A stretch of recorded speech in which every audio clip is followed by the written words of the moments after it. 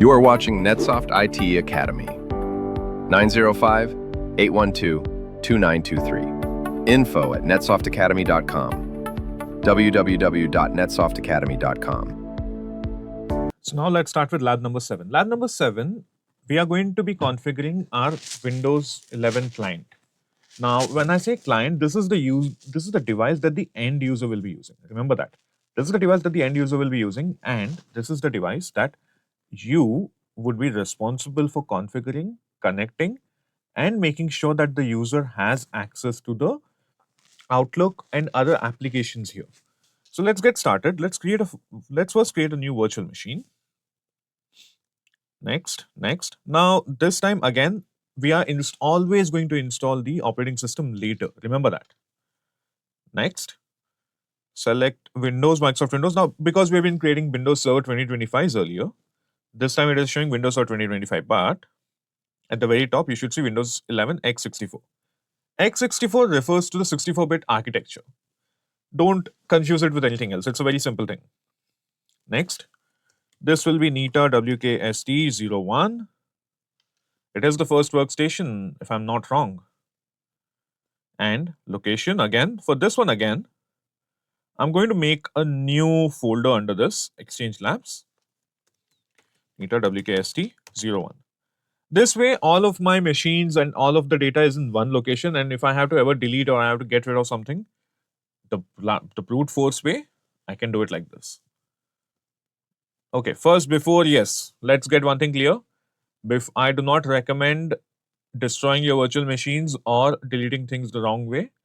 It is just a thing that you have to do. It's a fail safe. Remember that. Now here, make sure that only the files needed to support a TPM are encrypted. And for the password, just enter the password 1350 as the password. Now, the reason why we're using the same password across the board is so that it's easier to work with, nothing else. Next. There's no other way around this, but secure boot can be helpful or cannot be helpful. So don't set it up right now. Next. Now for the memory, no need to change the memory as well. The RAM, let it be for 4 GB. It's okay. Next. No change here. Next. We are selecting SCSI here. Next. Now again, for the storage, use 320 GB. Now you don't allocate 320 GB. Just specify 320 GB.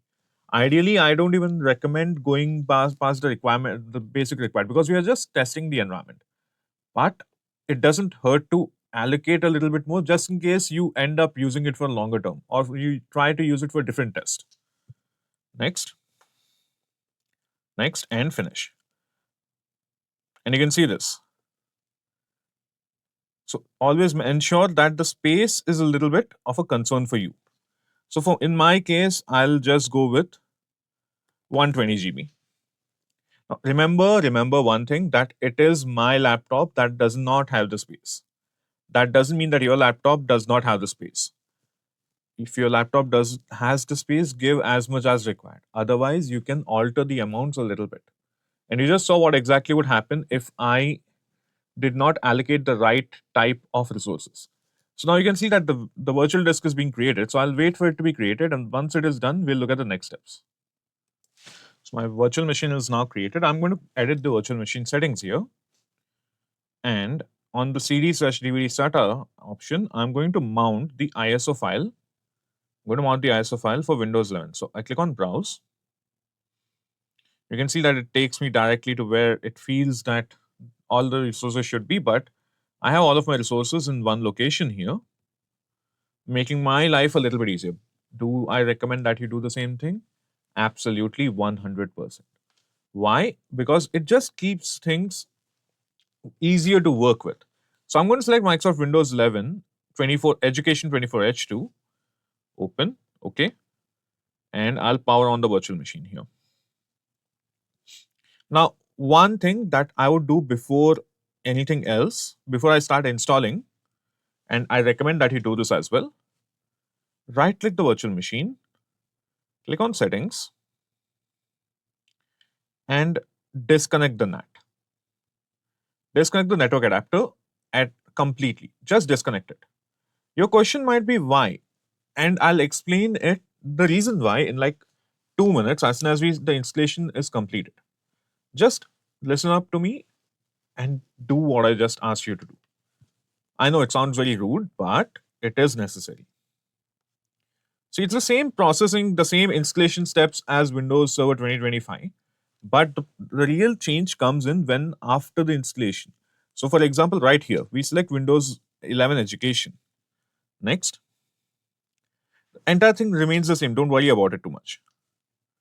It's only after this step that that us turning off the network adapter comes into play. So let's do it first and then we can talk about it later. I'll explain why we are doing certain things. So I'm going to install this and I'll wait for it to complete installation. Once the installation is done, we'll look at the next step.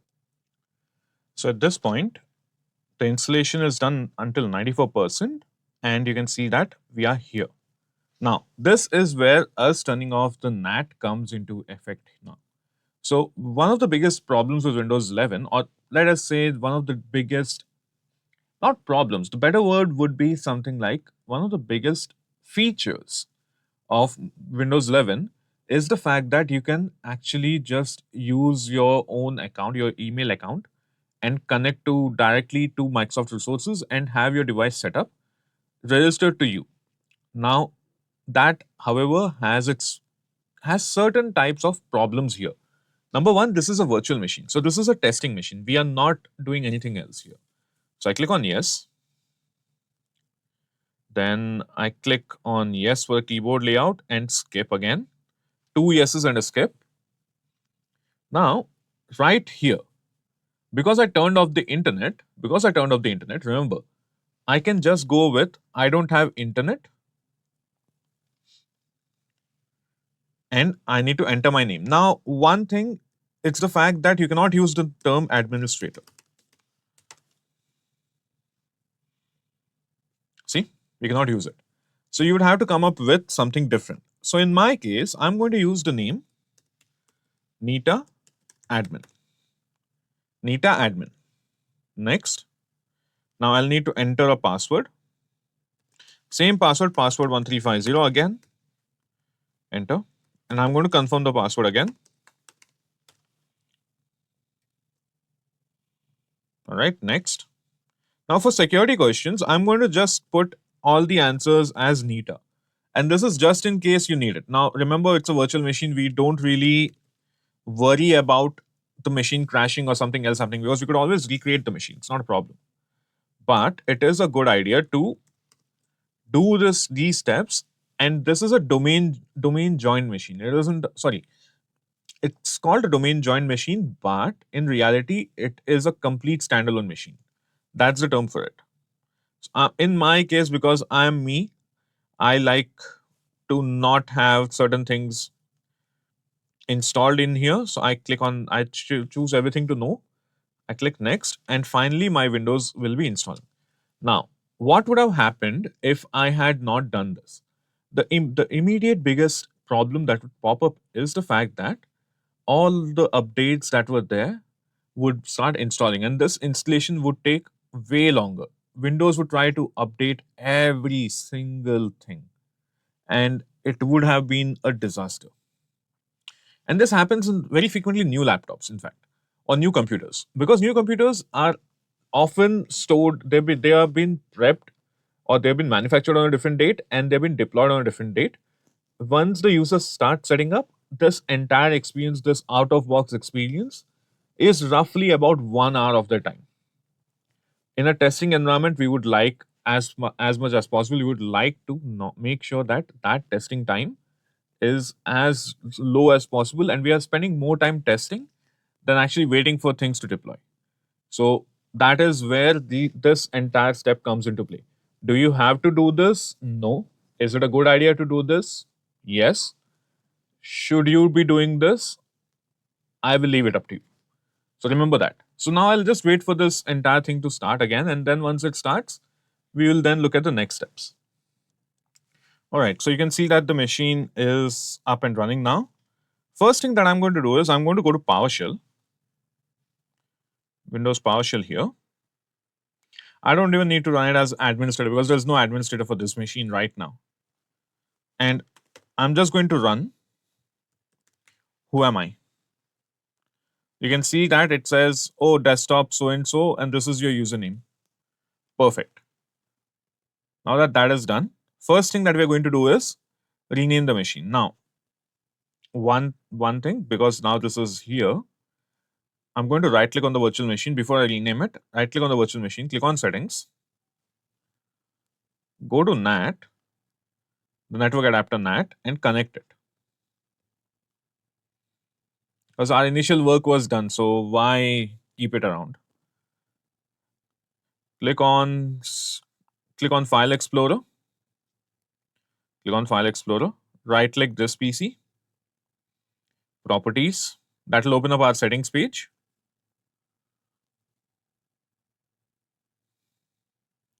Scroll down, domain or work group. Click on change. Now change the name to Nita WKST 01. Our Nita workstation 01. Click on OK. Now, ideally, I would like to do everything here where I also install the VMware tools. But I'm going to show you what exactly would happen if I do it one after the other. How many times you would be restarting this machine. Sometimes, remember this, sometimes certain steps can be done in sequence, certain steps can be done out of sequence. In many cases, if you when you're going through the lab book, step by step, sequence by sequence, you will notice that I'm doing the same exact things. It's just that my sequence is a little bit up and down. And that's mostly because I do things in a way that makes the most amount of, how do I put it? The most amount of practical sense and efficient use of the time for me that I can. But certain times you cannot avoid it. So I'm going to log in.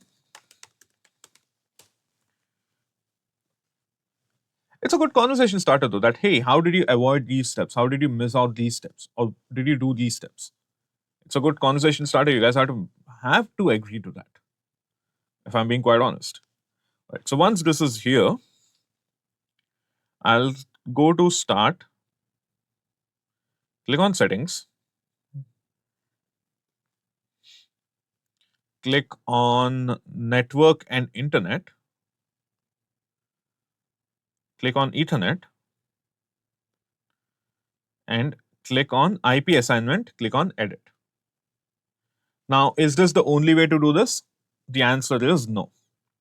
I could close all of this. I could just click on start here, on the search here next to start, and look for ncpa.cpl. It's a control panel item. CPL is a control panel item. Once I click on this, you see this would pop up. I can then right click properties,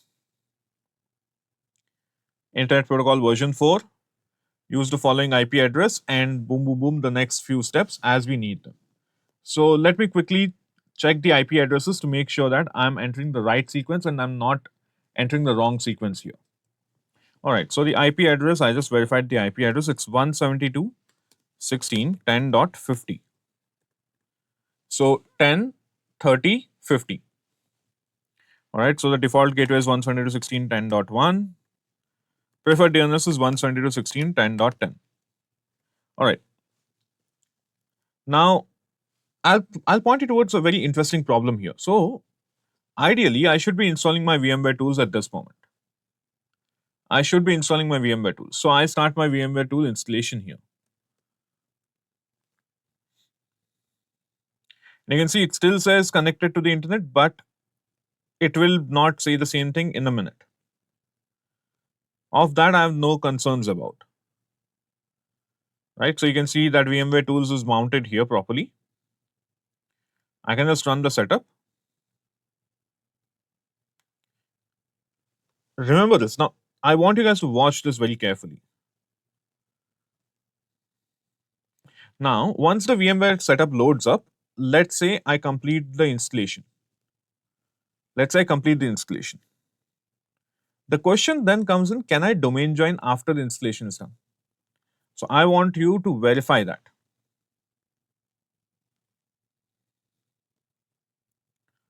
I mean, I launched it twice, so one just started, the other did not.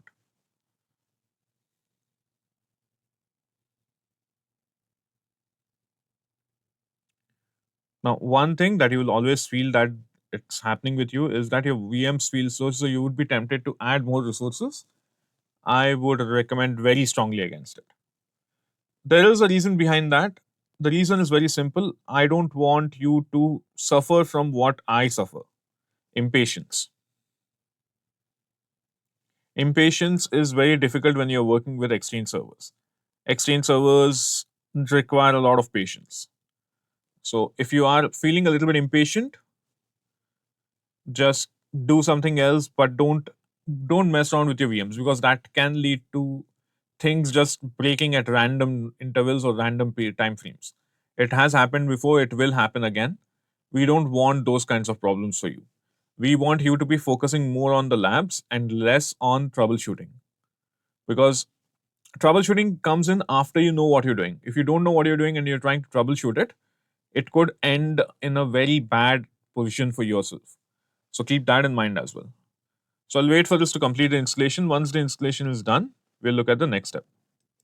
All right, so you can see this here that the VMware tools have been installed. I say no because let me just zoom in as well.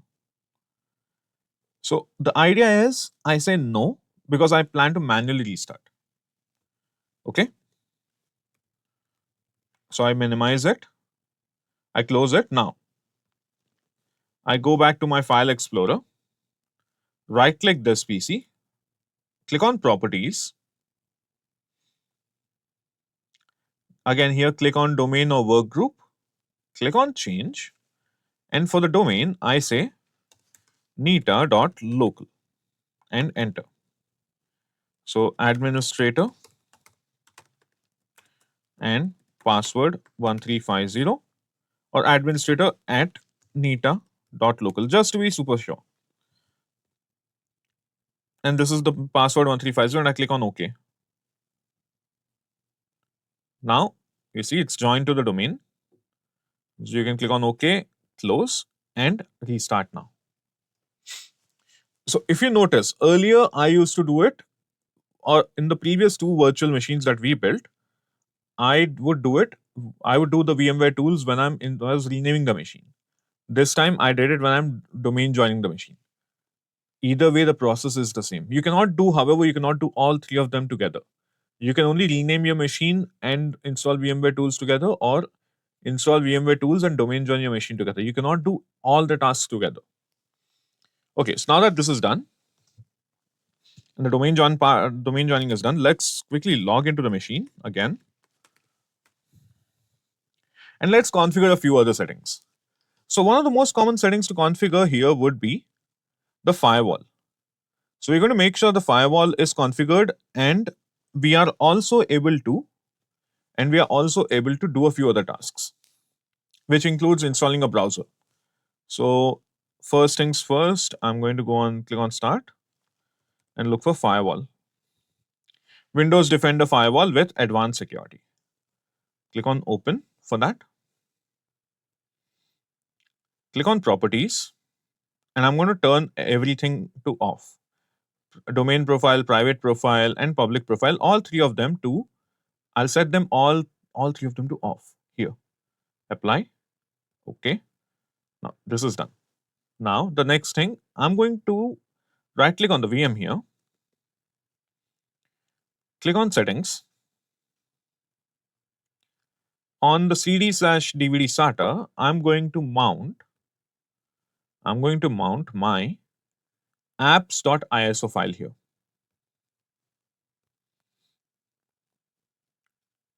Now this file contains a few things, notably the Google Chrome ISO or the Google Chrome application in the ISO file.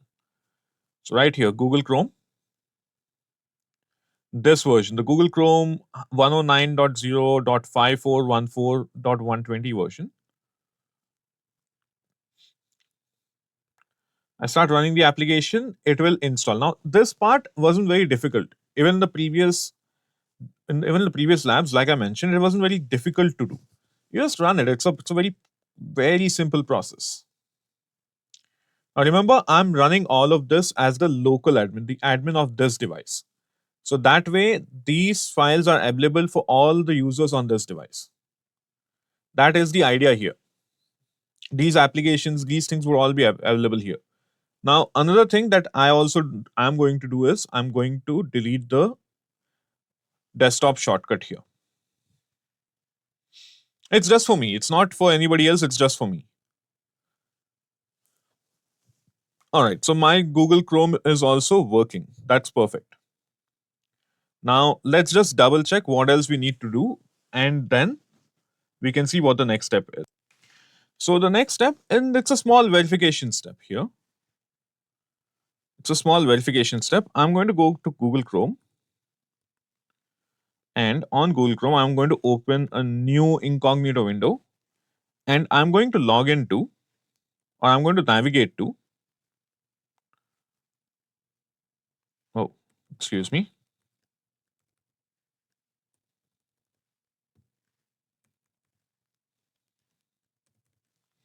Zooming in is a little bit of a challenge sometimes. So make sure that the zooming happens very seamlessly. So I'm going to navigate to https://neta exch01.neta.local/OWA/ Outlook Web Access, because ultimately that is what we want to do, right? Make sure that the device can connect. So once we get here, we click on Advanced, we click Proceed, and if you're getting access to this much, that means that everything is working properly. And I'm just going to log in as the administrator to also double check on one more thing, and that is persistence, or the ability to see my emails anywhere on any domain joined computer. And you can see that my email is here. The email is here. So that concludes everything. That means everything was set up properly and everything is working. And that is also the end of this lab. Thank you. Thank you for watching NetSoft IT Academy. 905-812-2923. info@netsoftakademy.com. www.netsoftacademy.com.